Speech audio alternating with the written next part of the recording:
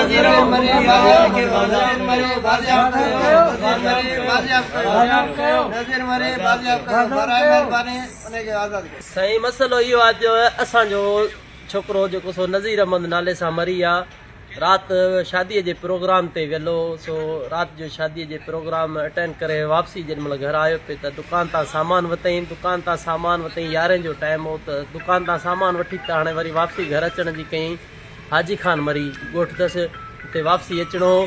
सो राति 11 बजे खां लापता आहे। सॼी राति ॻोल्हा कई वई आहे। हिन वक़्तु ताणी असांखे न हथ आयो आहे। सॼो ॾींहुं ॻोल्हा कई वई आहे। पुलिस थाणे ते विया आहियूं, उते पुछा गछा कई आहे, उते बि असांखे न जेको सो मिलियो आहे, नथो ॾसपंद पए। असांजी जेको सो SP साहिब खे अपील आहे त असांजी मदद कई वञे। असांखे नज़ीर अहमद नाले सां हिनजी पुछा गछा कई वञे।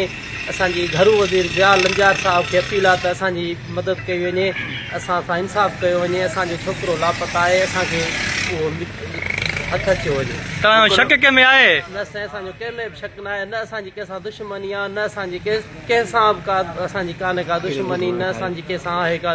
कहिड़े ॻोठ में वेठा आहियो? ॻोठ हाजी खान मरी। गुम किथां थियो आहे? गुम नियाल खान मरी ॻोठ मां।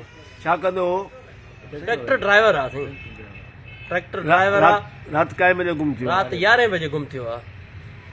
साईं असांजो माइट पोपाट असांजो आयो भत ते, भत तां सामान वठी भत किथे हो? भत साईं हिते दड़े ॻोठ में आहे ॿुधे न। वरी ख़ुदा बशीअ जी जेके होटल आहे उन भरिसां हुते भत हो।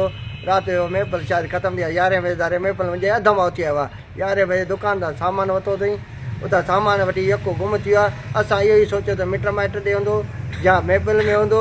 हीउ टाइम थियो आहे, अञा ताईं घर कोन पहुतो आहे। बराए महिरबानी SP साहिब खे, SHO साहिब खे, घरू लंजार साहिब खे अपील आहे त असांजी महिरबानी करे असांखे ॻोल्हियो ॾियो वञे नज़ीर अहमद मरी साहिब। आज़ाद कयो, नज़ीर खे आज़ाद कयो, नज़ीर खे आज़ाद कयो, नज़ीर खे आज़ाद कयो, नज़ीर खे आज़ाद कयो, नज़ीर खे आज़ाद कयो, नज़ीर खे आज़ाद कयो। अपील आहे त असांजो नज़ीर लापता आहे। असांजे वसारनि खे अपील आहे त असांखे नज़ीर जी बाज़ियाबी लाइ का असांजी हिमत कई वञे। असांजी अपील आहे त ज़िया लंजार साहिब खे असांजी जेको सो ॻोल्हा कई वञे। असांजो नज़ीर अहमद गुम आहे। मिसकीन ग़रीब आहियूं, मज़दूर तबिको आहियूं। असां मज़दूरी करे पेट बचनि जो गुज़र सफ़र कंदा आहियूं। असांजी वसारनि खे अपील आहे त असांजो नज़ीर अहमद, ज़िया लंजार साहिब खे अपील आहे त असांजो नज़ीर अहमद नाले सां छोकिरो राति 11 बजे लापता आहे। असांजी मदद कई वञे। असां सफ़ा मिसकीन ग़रीब आहियूं। घणी उमिरि अथसि? उमिरि तक़रीबन साईं 30 साल अथसि।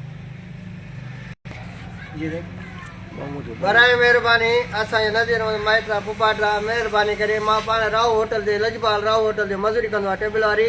बराए महिरबानी असां मज़ूर आहियूं, असांजो इंसाफ़ ॾियो वञे। असांखे नज़ीर अहमद माइट ट्रैक्टर जो ड्राइवर आहे, महिरबानी करे हुनखे आज़ादु कयो वञे। आज़ाद कयो, महिरबानी कयो, आज़ाद कयो। असांजी मदद कयो, महिरबानी।